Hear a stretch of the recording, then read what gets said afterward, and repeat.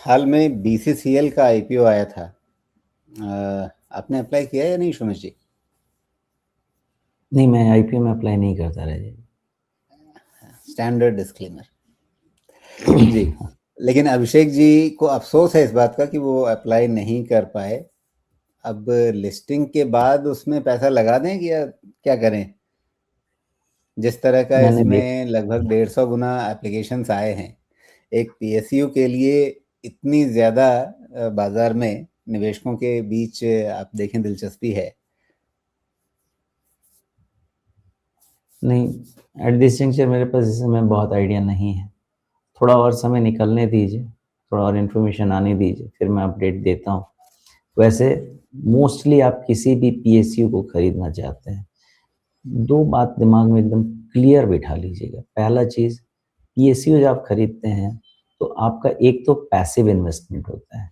Y? Because वो आपको आराम से डिविडेंड देती रहेगी, 3-4% का भी, 6-7% का भी, डिपेंडिंग अपॉन कैसा वो रिजर्व्स एक्यूमुलेट कर पाते हैं, बिकॉज अल्टीमेटली ये डिविडेंड गवर्नमेंट को जाता है।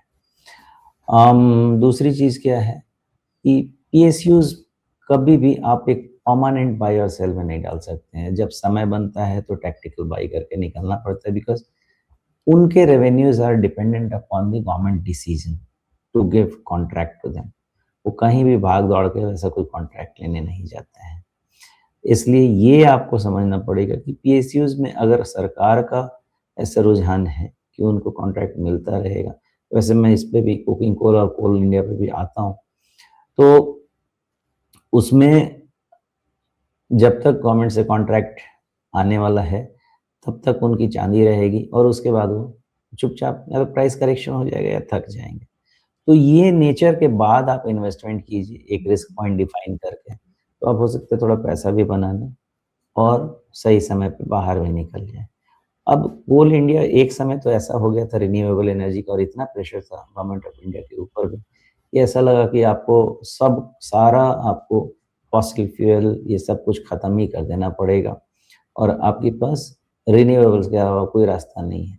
लेकिन जैसे ही रास्ता आगे बढ़ता गया, समझ में आया कि सबसे ज़्यादा जो लोग इसको पुश कर रहे हैं, जैसे यूरोपियन यूनियन हुआ, सब हुआ, वही सबसे ज़्यादा फॉसिल फ्यूल यूज़ करते हैं। चाइना तो यूज़ कर ही रहा है, सब करते करते हैं। देन तब मुझे जाके समझ में आया कि फिर कोल इंडिया कुछ बंद होने वाली नहीं है। फिर सब कोयला ढूंढने में लग गए। तो इनका लाइफ तो खत्म नहीं होता। जो भी कह रहे हैं 2030 तक एक जो भी इनके फ्रांस या कहाँ पे क्लाइमेट डील जो हुआ है उसमें एक सर्टेन अचीव करना है इन लोगों को, ग्रीन क्लीन एनर्जी का टारगेट। वो भी नंबर्स है, नंबर्स तो आ जाएगा, बट वो क्या हमारे फॉसिल फ्यूल की एग्जिस्टेंस को खत्म कर देगा? आई सी नो रीजन कि वो खत्म होगा। वो रहेगा ही, बिकॉज एनर्जी रिक्वायरमेंट आपकी बढ़ रही है। तो दोनों रिसोर्सेज अपने अपने जगह पे इस्तेमाल होंगे। इसलिए आपको ये जगह तो कोल इंडिया की भी बनती ही है, आपको डिविडेंड मिलता रहेगा। प्राइस या कैपिटल गेन बहुत होगा कि नहीं होगा, ये साइकिल का बात है। कभी भी किसी साइकिल में बनेगा, फिर उसके बाद नहीं।